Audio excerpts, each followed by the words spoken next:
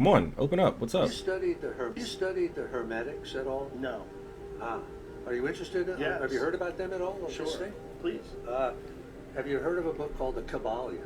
No. Well, this should be right up your street. The Hermetics were Egyptians.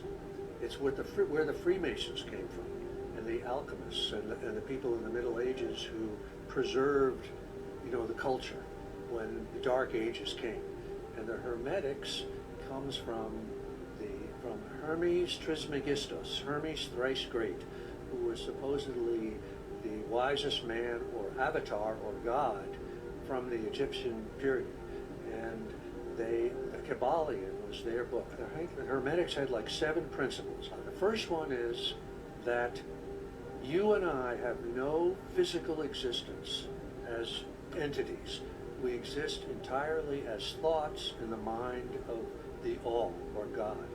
You studied the Hermetics at all? So,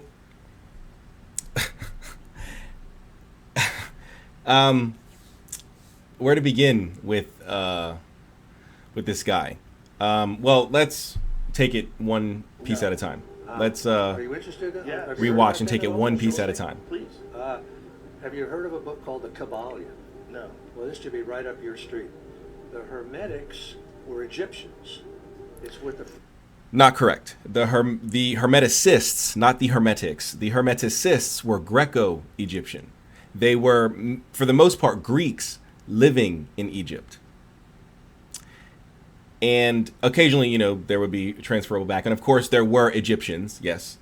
But it started from the fusion of Greece coming into Egypt. And the first Hermeticists were Greeks living in Egypt.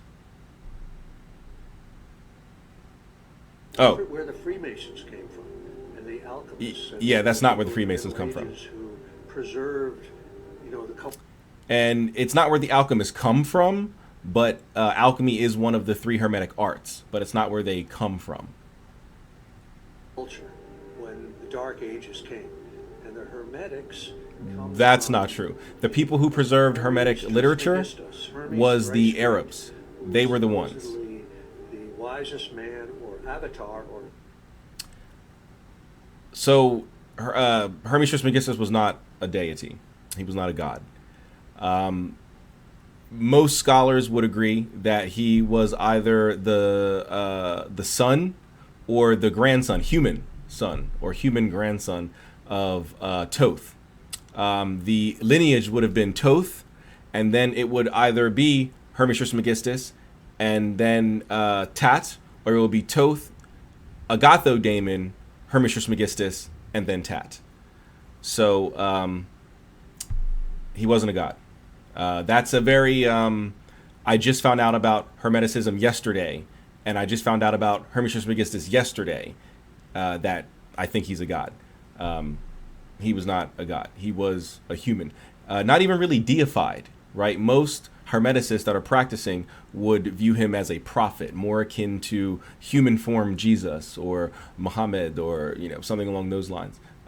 He would have not been a deity. Nor do you, when you look in any Hermetic text, is Hermes Trismegistus venerated. He's only mentioned in the form of quotes. There are no prayers to Hermes Trismegistus, at least not in Hermeticism proper. There's no rites to Hermes Trismegistus. There's no invocations to Hermes because he's not a deity. He was a human and a prophet. So, yeah. God from the Egyptian period. And The Egyptians had lots of periods. What does that mean? From the Egyptian period. And Egypt still exists. So what do you mean the Egyptian period? Right? I might let you get away with it for like Sumeria or something like that because that doesn't exist anymore. Now it's another country. Iraq, I think.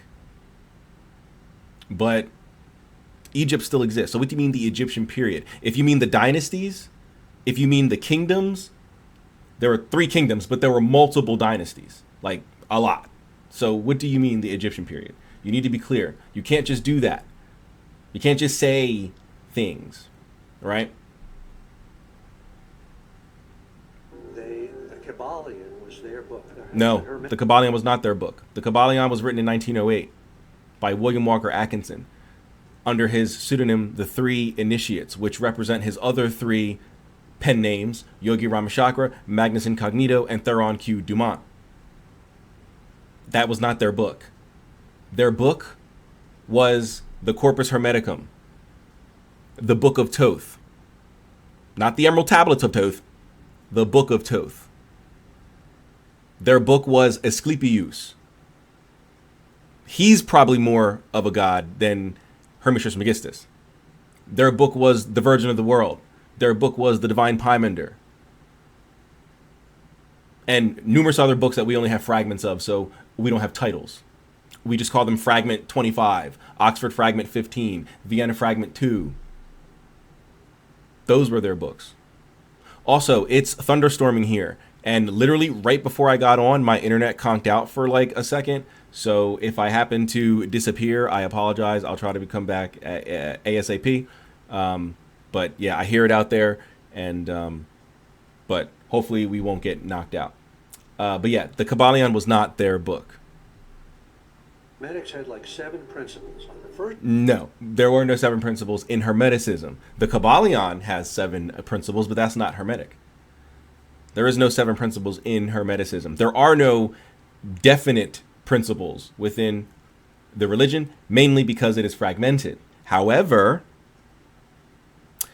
scholar, practitioner David Litwa, who penned Hermetica 2, did a fantastic video a couple years ago. Actually, no, last year I think it was, or at the latest 2022, where he gave, I believe it was 16. He said if there were any principles of the Hermetic path, it would probably be these 16. They're not definite. He's not the grand pope of Hermeticism. This is just his opinion that he put out there. But officially, there is no Hermetic principles. This got all the way up to Joe Rogan. Also, Billy Carson was just on Joe Rogan. I'm almost finished watching that because I'm going to do a debunk on that. That's going to be a long video because they did like 3 hours. So I'm going to be sitting here for like 6 hours debunking that video. And he did exactly what this guy's doing. But Billy Carson always does that, right? He'll go on there and he'll just say, the ancient texts say this. And Joe Rogan's just like, oh yeah, wow. Now tell me about the... Not saying, oh, really? What ancient text? Jamie, when he tells us the ancient text, can you pull that up so we can go ahead and read it? He doesn't say what ancient text. Right? Like I just asked this guy, what Egyptian period? What do you mean by that?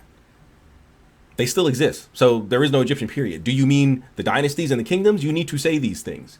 Because I promise you, and I'm not trying to be mean, the average viewer doesn't know. They don't know. So they're just assuming, well, it was the Egyptian period. They don't know. The average person has no interest in Egypt outside of the Sphinx and the pyramids and the mummy movies. So they don't know. And they're easily duped by people like him because he got all the way up to Joe Rogan. First one is that you and I have no physical existence as entities. We exist entirely as thoughts in the mind of the All, or God. So that's a belief, but that's not a principle, and that's certainly not the first principle. But that is a belief that we come from the mind of God. Not that we exist in, like, continually in the mind of God. That would be an eternal generation, and there's only one person who's eternally generated, and that would be the person that inhabits the ninth sphere. Well, the being that inhabits the ninth sphere, or the sun. It's the only person who's eternally generated. All of us are generated once. We are creatures. We are created. That's a one-time thing. And we leave the mind of God, travel down through the spheres. That thing right behind him, that's more alchemical than anything else. But you can expand that out. As you can see the planets around it, you can expand that out into the planets.